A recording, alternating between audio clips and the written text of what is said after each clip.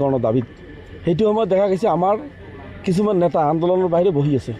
কাৰণ আমাৰ আজি বাধ্য হ'লোঁ যে আনডিভাইডেড গোৱালপাৰাৰ মানুহখিনি যিটো আমি মানে সব পিনৰ পৰা আমি বঞ্চিত।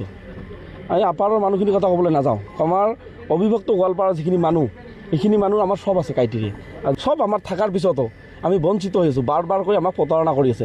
এতিয়া দেখা গৈছে অসমৰ মাননীয় মুখ্যমন্ত্ৰী ডাঙৰীয়াই কৈছে যে অহা 25 তাৰিখে আমাৰ যে মন্ত্ৰীসভাৰ প্ৰতিবেদনখন দিল্লীলৈ পঠিয়াব বা বিধানসভাত আলোচনা কৰিব। আমি আলোচনা বিচৰা নাই।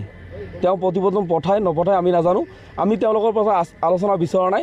আমাৰ জনগোষ্ঠীটো জনজাতিকৰণ 2026 চনৰ আগত লাগিব আৰু আমি এই জনজাতিকৰণ 2026 চনৰ আগত কৰিবৰ কাৰণে আজি আনডিভাইডেড গোৱালপাৰা আক্ৰাচুক খুলিছোঁ।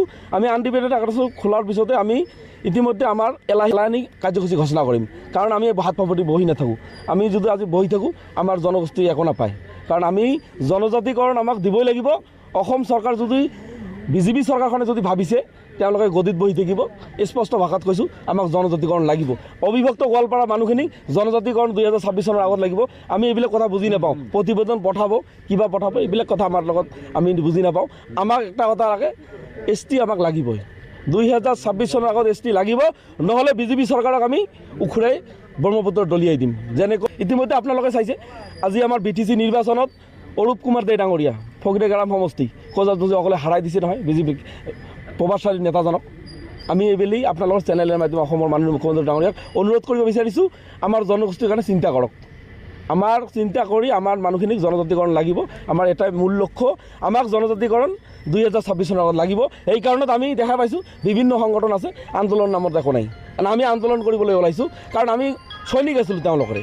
এইবিলাক সংগঠনৰ আমি সৈনিক আছিলোঁ। আমি তাৰ পৰা ওলাই আহি পিনে আমি ইতিমধ্যে আমি এতিয়া আন্দোলন হাতত কাৰ্যসূচী আমি 2026 চনলৈকে কৰিয়ে থাকিম। আমি বিভিন্ন কাৰ্যসূচী ল'ম। ইতিমধ্যে আমি 30 তাৰিখত যিটো কালী পূজা আছে আমাৰ 20-21 তাৰিখত কালী পূজা আছে। আমি কালী পূজাৰ পিছতে 30 তাৰিখত আমি গোসাইগাঁৱত মশাল ৰেলী কৰিম।